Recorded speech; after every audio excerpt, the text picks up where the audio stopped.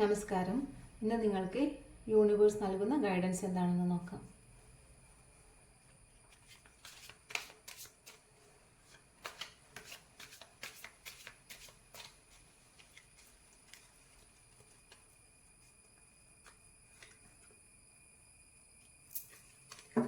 Nine of wands ആണ് വന്നിരിക്കുന്നത്.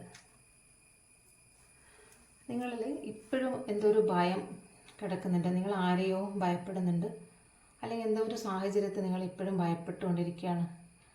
നിങ്ങൾ എല്ലാ കാര്യങ്ങളും നിങ്ങൾക്ക് ചെയ്തെടുക്കാൻ സാധിച്ചിട്ടുണ്ട് എങ്കിൽ പോലും കഴിഞ്ഞ കാര്യങ്ങളെക്കുറിച്ച് ഓർത്ത് ഭയപ്പെടുന്നുണ്ട്.